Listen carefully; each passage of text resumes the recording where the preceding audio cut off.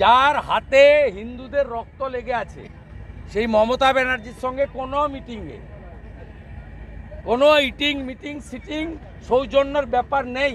যদি 30 এপ্রিল জগন্নাথ মন্দির উদ্বোধনে আপনাকে বিরোধী দলনেতা হিসেবে আমন্ত্রণ জানানো হয়, সেটা নিয়ে আপনি কি ব্যাখ্যা করেন? যার হাতে হিন্দুদের রক্ত লেগে আছে সেই মমতা ব্যানার্জির সঙ্গে কোনো মিটিংয়ে কোনো মিটিং সিটিং সৌজন্যের ব্যাপার নেই, সৌজন্যের ব্যাপার নেই। উনি আমার বাবা মাকে উত্ত্যক্ত করতে সিআইডি পাঠিয়েছেন।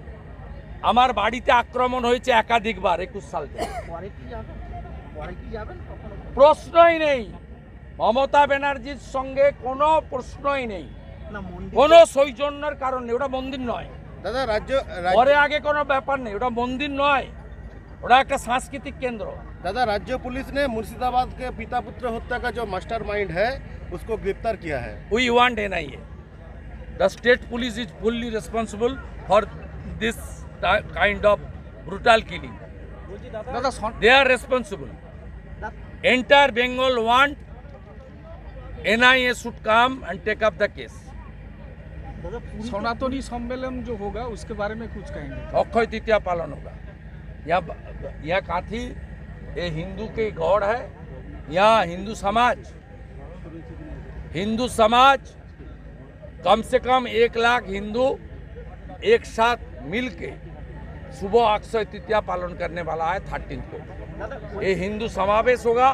हिंदू जो गीता पाठ से, हवन से, वहाँ जो भागवत कथा से, सनातनी कल्चर में ये होगा।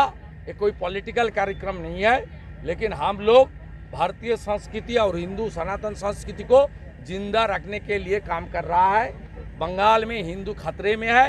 हम लोग हिंदू जो अत्याचारित है उनको प्रेयर करने के लिए यहाँ एक बड़ा धार्मिक कार्यक्रम का यहाँ का जो हिंदू ऑर्गेनाइजेशन वो लोग अरेंज किया है।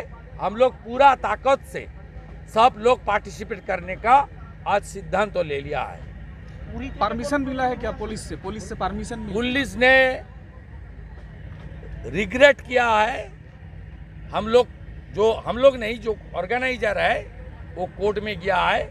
शायद काल इसका हियरिंग होने वाला है।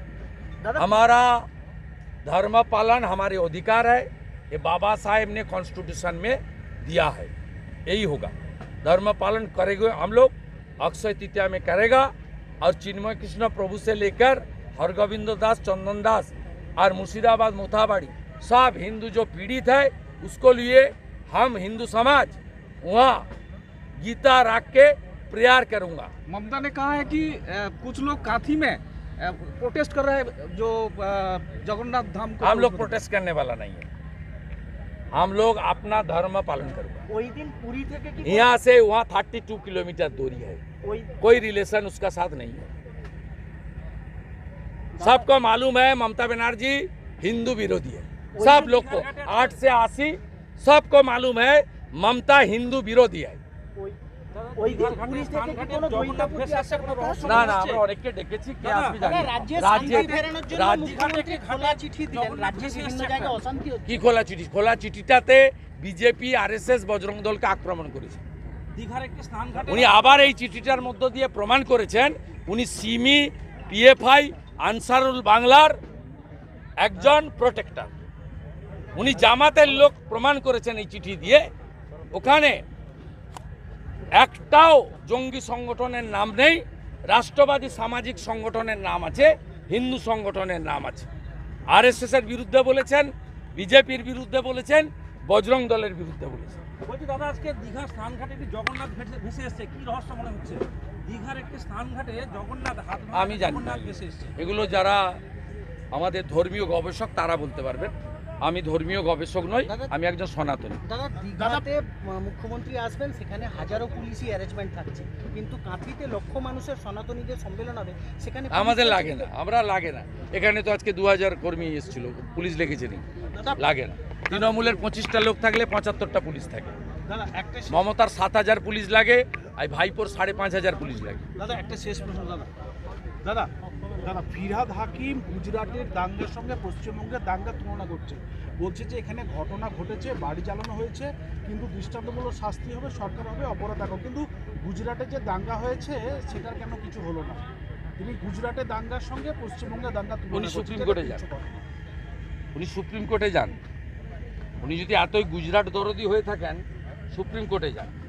আজ গুজরাটে নরেন্দ্র মোদীজি সুশাসন দিয়েছিলেন বলেই গোটা দেশ তাকে তৃতীয়বারের জন্য প্রধানমন্ত্রী করেছে।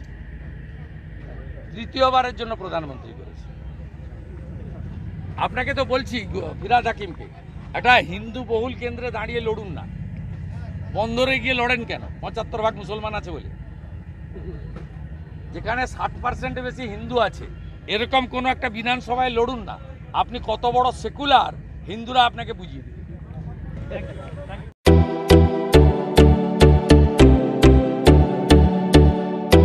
সাদেক আলী, আমার দোকান নেম হচ্ছে ফারহান ইলেকট্রনিক্স। আমার এখানে একটা অফার চলছে লাকি কুপনের মাধ্যমে। মানে এসি, ফ্রিজ, মোবাইল আর আপনার টিভি, কুলার এসব মিলে একটা লাকি কুপনের মাধ্যমে একটা টোকন দেওয়া হচ্ছে।